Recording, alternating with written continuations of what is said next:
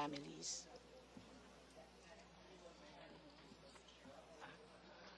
Thank you.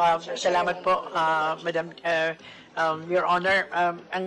This is a gender and development issue. Gusto ko pong sumagot ang ating ang Assistant Secretary natin for Administration. Please. Tama ba? Your permission.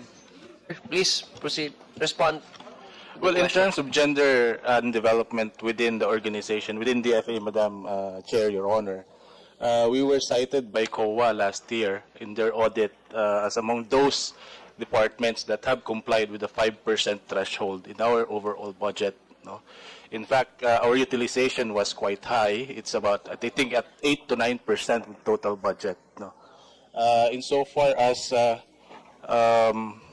caring for our women OFWs, we regularly conduct training seminars for our gender focal points in all our foreign service posts, including here in the Philippines, to provide gender sensitivity trainings, gender awareness trainings, particularly focusing on our women or female OFWs, Madam Chair. Thank you. Okay, idadagdag ko lang po, Your Honor, that so the gender sensitivity is very important to us. Pero ang talaga pong in charge din, balik na lang po sa Department of Migrant Workers din po. Thank you. Ano po ang porsyento ng 1 billion at assistance to National Niño and 200 million legal assistance fund is dedicated to cases involving women OFWs, particularly those experiencing abuse, trafficking, or contract violations? Thank you, Your Honor. I give the floor to our Assistant Secretary for Migration.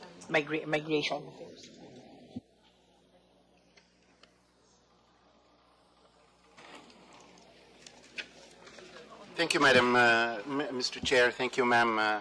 We have, in most cases, data that are aggregated by male and female, but unfortunately, some also says NDA or non-data available.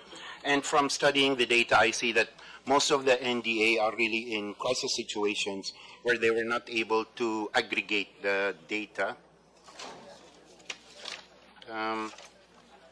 If you just give me a second, ma'am. Okay. So while waiting po siguro, let me just manifest, Mr. Chair, that like my other manifestations in the other departments, I would also like to request from the DFA to, if possible, kung kaya po, to endeavor to have a disaggregated data on men and women, hindi lang po yung sa compliance sa GAD budget.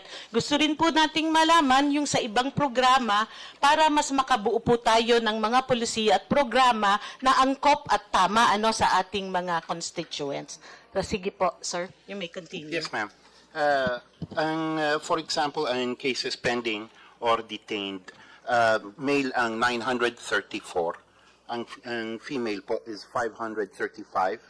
And cases that are not detained but pending, ang male is 1,014 and female 1,489, or a total of 2,503.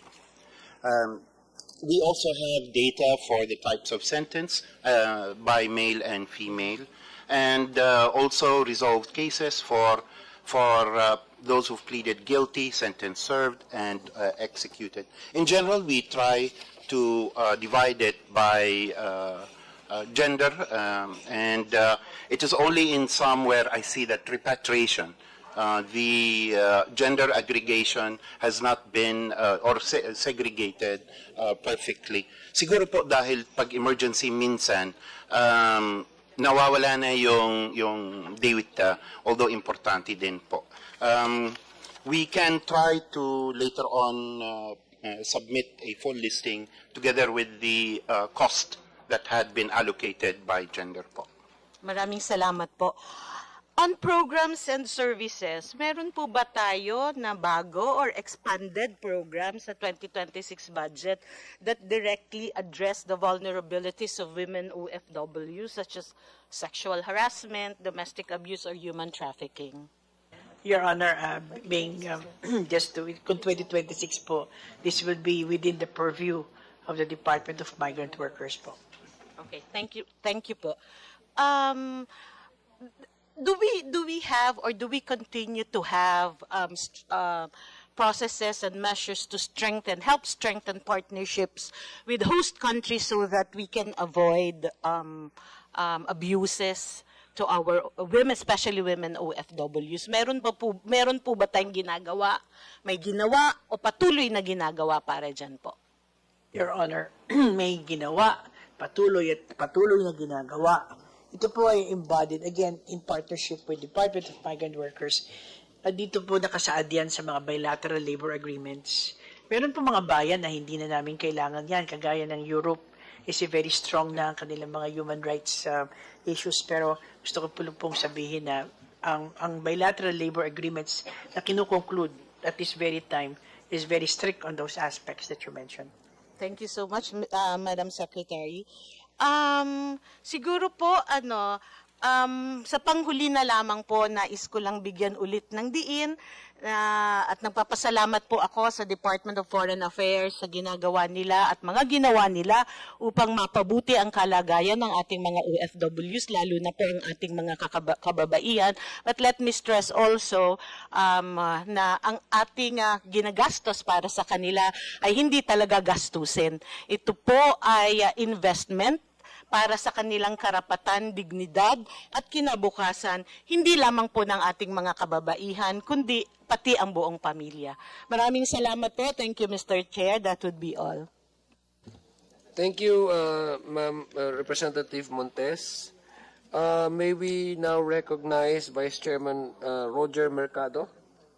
Sir, you have 5 minutes. Thank you very much, Mr. Chairman, to my friend and very amiable, fitting Secretary of Foreign Affairs. Dapat naman, ma'am, kasi to our undersecretaries, assistant secretaries, my colleagues, good afternoon po.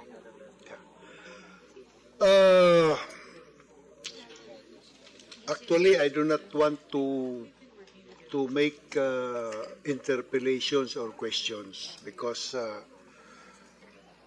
I feel that there are people who are tasked to this. These are high-level decisions. When you say about, when you talk about China or mine is only an expression of the people in the provinces. Firstly, we uphold the independence of our country. We do not want. We want to be free from nuclear armaments, abiding by the provisions of the Constitution. Our concern is, well, before I will go to that, I would like to express, before I will forget, that this humble representation will definitely support, the budget of the DFA, and we would like to thank DFA for your efforts in helping our OFW. There are some coming from our province, and I know that you are really helping them.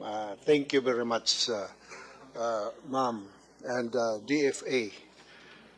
So, in the province, and I believe it's also the sentiment of my colleagues in Congress, that we do not want to go to war. I think, yeah, after watching all the devastations in the World War II, World War I, the battle of in Britain, and it's really, and my great-grand parents were veterans of war. Yeah, they suffered war, actually, ma'am. No? So, we do not want war. And what we want is, of course, repatriation. We want tourists to come. We want our environment to be protected, and we want our agriculture to develop. So, if there are countries that we can tie up and support us on this, even China, because I think they are our friends also, they are welcome. We have our airport is almost complete, and we can use our airport in Maasin City, Southern Leyte, ma'am, and even help promote economic development, so that we can also contribute to the economy of our country. We have beautiful islands, beaches. People are very respectful, humble, hardworking, very nice. I hope you can visit Maasin, ma'am. So, that's it, ma'am. I will not push for more hard questions, although I'm writing some, but I do not want to meddle in very delicate matters that involves, we have our president, we have you, we have the Secretary of National Defense, we have all these people who are more knowledgeable. So I will just limit my manifestation on our needs. So in the province, we need economic development. No. So that's all, Mr. Chairman. Ma'am, thank you very much to the DFA family. Thank you very much. Thank you, Vice Chairman Roger Mercado, for your manifestation of support. May we now call on Vice Chair Laarni Roque. You have 5 minutes, ma'am.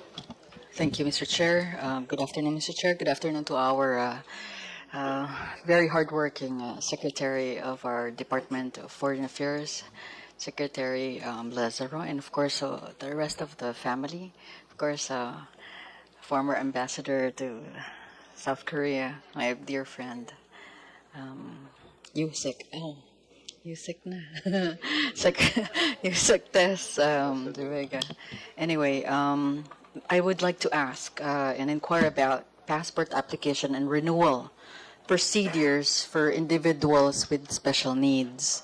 My inquiry concerns potential exemptions or accommodations that may be available to streamline the process of applicants with disabilities. Thank you, Your Honor. Again, I request our Chief Coordinator to respond to that question. Thank you, Your Honor. Your Honor, in OCA and all our consular offices, and I think some of our posts, we do have a courtesy lane and walk-in accommodations for eligible applicants, including senior citizens, persons with disabilities, pregnant women, minors, solo parents, and so on. And in the courtesy lane, they are more accommodating, because we know these are people with special needs. So it's easier for the people to ask questions, because a lot of our services now are online, But in the courtesy lane, we know that there are people who are not very tech savvy and computer literate. But in the courtesy lane, which caters for the senior citizens, for the PWDs, they are very accommodating and they answer a lot of questions. And we also have a lot of